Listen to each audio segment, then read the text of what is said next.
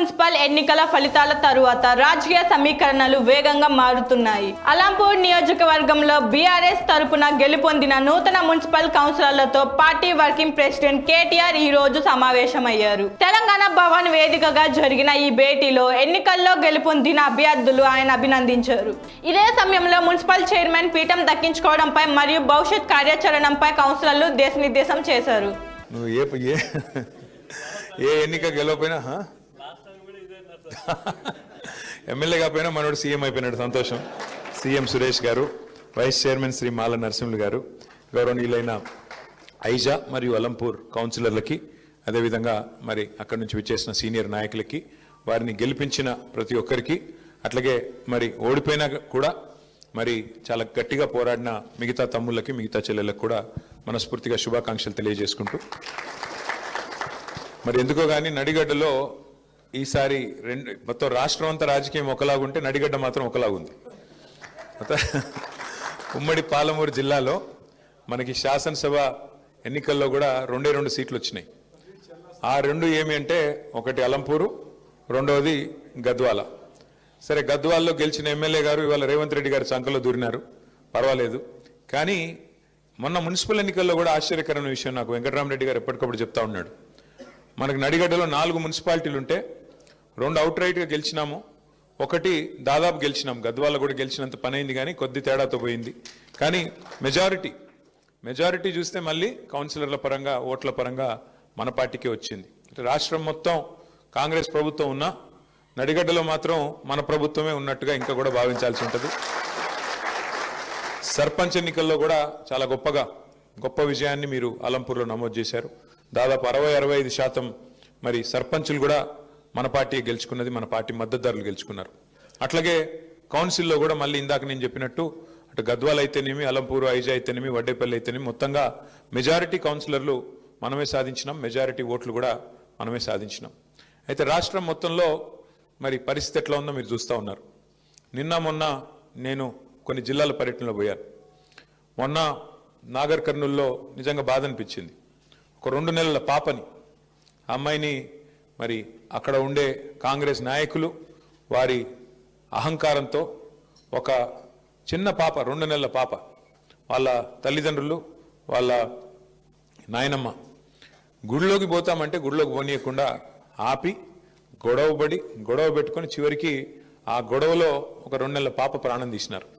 ఈ రోజు వరకు పోలీసులు వాళ్ళ మీద కేసు పెట్టింది లేదు, కనీసం వాళ్ళని పట్టుకొని లోపల పెట్టింది లేదు. అట్లా నడుస్తూ ఉంది ఇవాళ ఈరోజు ఈ రాష్ట్రంలో అరాచక పాలన.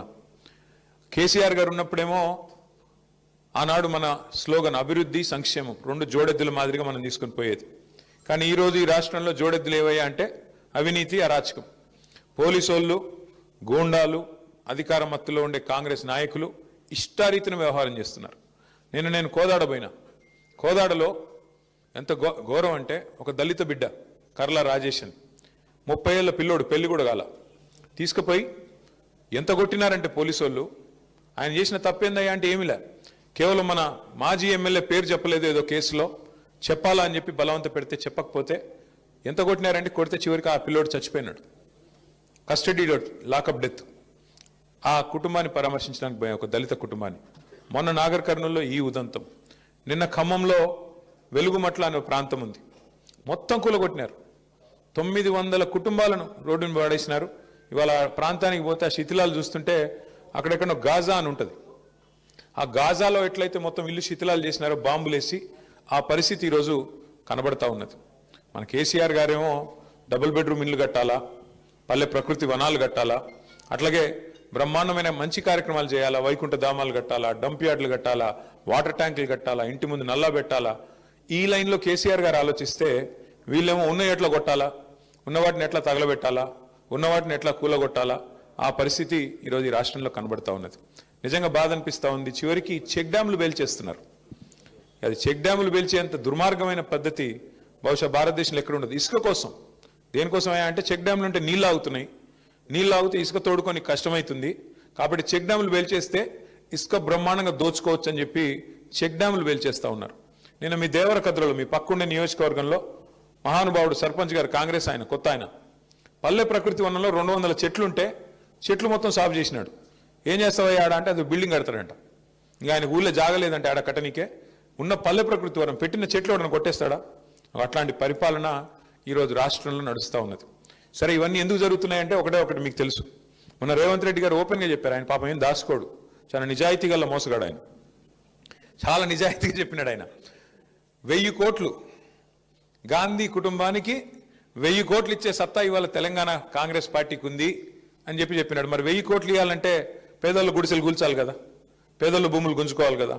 గుంజుకునైనా సరే మొత్తానికైతే ఇవాళ 1000 కోట్లు చేయాలా, నా కుర్సీ కాపాడుకోవాలా, ఇదే స్లోగన్తో చక్కగా ఈ ప్రభుత్వం మరి పనిచేస్తూ ఉంది. మీరు చూస్తూ ఉన్నారు.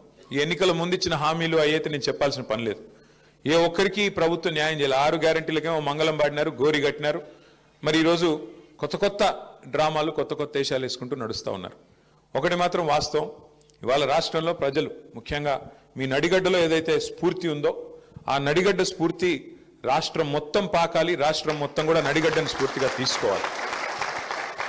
ఎన్నిక ఏదైనా ఎగరేది మాత్రం గులాబీ జెండా అన్నట్టుగా ఇవాళ నడిగడ్డలో అది మున్సిపల్ ఎన్నికైనా, పంచాయతీ ఎన్నికైనా, శాసనసభ అయినా, శాసన మండలి అయినా అన్నిట్లో మీరు గెలిపించుకున్నారు.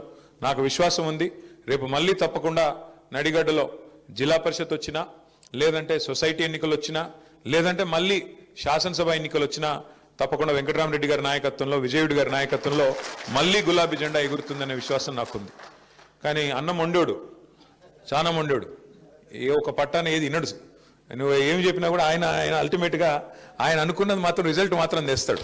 వెంకటరామరెడ్డి గారి గొప్పతనం ఏంటంటే ఏదో ఒకటి చేసి కన్విన్స్ చేస్తాడు. మొత్తానికైతే కూర్చోబెట్టి ఏదైనా చెప్దాం, ఏదైనా మళ్ళీగా చెప్దాం, కన్విన్స్ చేద్దామంటే మా చంద్రశేఖర్ అన్న నేను అట్లాంటి వాళ్ళు ఏమైనా ప్రయత్నం చేసినంతసేపు వింటాడు, చాలా కామ్గా వింటాడు. ఆఖరికి మాత్రం ఏదో మళ్ళీ మ్యాజిక్ చేసి ఆయన అనుకున్నది చేసుకుంటాడు, పోతాడు. అట్లాంటి వెంకటరామరెడ్డి గారు మీకు నాయకుడిగా ఉండడం నిజంగా కూడా మీ అదృష్టం. ఎందుకంటే ప్రజల పనుల విషయంలో కూడా నాకు ఒకటే చెప్పినాడు, అన్నా ఈసారి మనం అధికారం పోయింది, నాకు బాధగా ఉంది అన్నాడు. ఎందుకన్నా ఏం బాధ అంటే, లేదన్నా నేను చాలా కొట్లాడినా ప్రతిపక్షంలో, కొట్లాడి అలసిపోయిన నిజానికి ఈసారి గవర్నమెంట్ వస్తే నేను మా అలంపూరు చరిత్రలో ఎన్నడూ జరగని అభివృద్ధిని చేసి చూపెడదాం అనుకున్నాను. కేసీఆర్ గారికి నా మీద ప్రేమ ఉంది, నాకు తప్పకుండా నేనేది అడిగినా చేసేటోడు. బ్యాడ్ లక్ ఏంటంటే నేను కొద్దిగా లేటుగా, నిజానికి ఒక దశలో నేను రాజకీయమే వదిలేద్దాం అనుకున్నా. కానీ కేసీఆర్ సార్ నన్ను పిలిచి ఎమ్మెల్సీ ఇచ్చి నన్ను కూర్చోబెట్టి నువ్వు ఉండాల వెంకట్రామ్ అంటే నేను ఉన్నాను. నాకంటూ వ్యక్తిగతంగా ఏమీ లేదన్నా, నా కాన్స్టిట్యున్సీ, నా జిల్లా బాగుండాలా అని నిజంగా చెప్తున్నాను. నేను అధికారంలో ఉన్ననాడు కూడా ఒక్క రూపాయి పని కూడా అడగలేదు వెంకటరామరెడ్డి గారు, ఒక్క రూపాయి పని కూడా. ఏమన్నా అడిగినంటే మా కాన్స్టిట్యున్సీ, మాకు అలంపూర్కి ఇది కావాలా. ఒకరోజు అయితే మన గవర్నమెంట్ పోయింది అనుకుంటా, అప్పుడు పోయినాక వచ్చినాడు రోజు వచ్చి, మాకు నీళ్లు రావాలా, నువ్వు జగన్ అన్నకు ఫోన్ చేయంటాడు. అన్న ఇప్పుడు మనం గవర్నమెంట్లో లేమే, మనకు ఇప్పుడున్న గవర్నమెంట్ చేయాల్సిన పని మనం ఏందన్నా అంటే, అప్పుడు గవర్నమెంట్లో ఉన్నామా లేదా, లేవనుకుంటా. ఫోన్ చేయన్నారు అంటే ఫోన్ చేస్తే జగన్మోహన్ రెడ్డి గారు కూడా అన్నాడు, ఎవరు నీకు వెంకటరామ్ చెప్పినాడా అన్నాడు. అవునన్నా చెప్పినాడు అంటే, నాకు కూడా ఆల్రెడీ చెప్పినాడు, మరి నీకు కూడా చెప్పిస్తున్నాడు మొత్తానికి.